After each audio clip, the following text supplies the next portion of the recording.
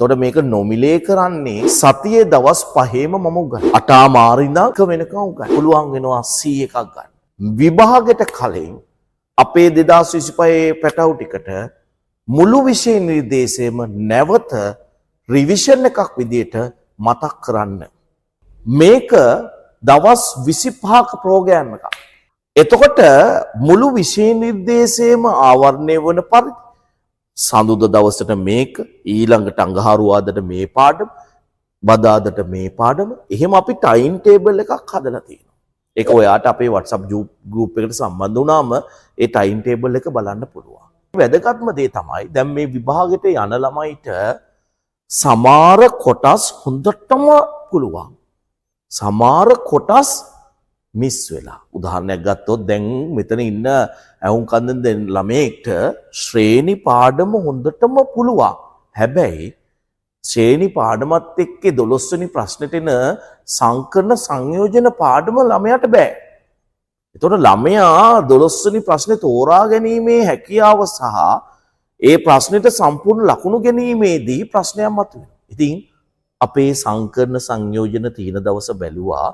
එදාට ළමයා ඒකට ජොයින් වෙලා සංකරණ සංයෝජන කොටස කරගත්තා නම් ළමයාට 12 වෙනි ප්‍රශ්නේ කරන්න පුළුවන්. ඔය වගේ පටන් ගන්න පළවෙනි දවසේ මම ප්ලෑන් එක කියනවා මෙන්න මෙහෙමයි මේ පාඩම කරාට පස්සේ මේ පාඩම ගොඩ දාගන්න නම් මොකද්ද කරන්න ඕන කියලා. හරි පාඩම කරන්න ඕන ගොඩ දාගන්න ඕන මොනවද කියලා කියනවා.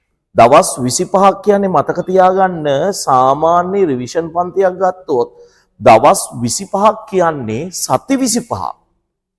සති 25ක් කියන්නේ ආසන්න වශයෙන් මාස 6කට කාලයක්.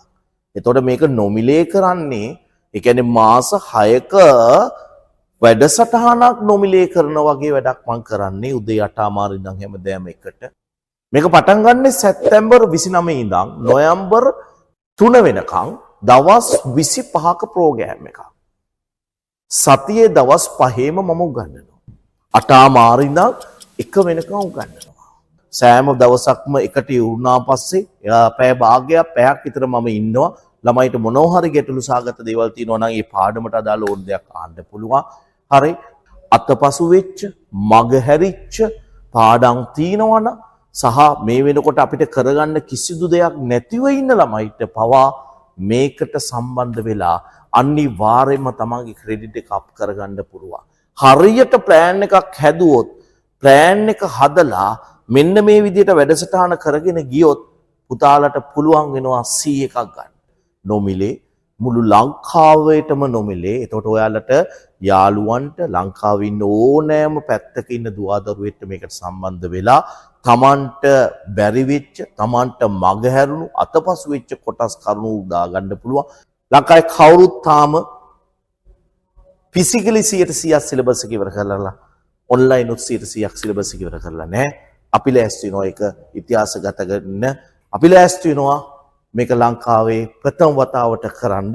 ඉතින් ආරාධනා කරනවා පුතේ ඔයාලගේ යාළුවන්ටත් ඔයාලටත් හැමෝටම ආරාධනා කරනවා මෙදාපාර විභාගයට සම්බන්ධ වෙන ඕනෑම දරුවෙක්ට මේකට සම්බන්ධ වෙලා තමන්ට බැරි වෙච්ච, තමන්ට මගහැරුණු, තමන්ට ලකුණක් හරි ගත හැකි කොටසක් ආවරණය කරගන්න ඔයාට සම්බන්ධ වෙන්න කියලා.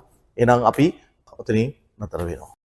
සංයුක්ත ගණිතය පල්පුරුද්ද වැඩපිළිවෙල කැපවීම ප්‍රතිඵල හසිත මතු සංකා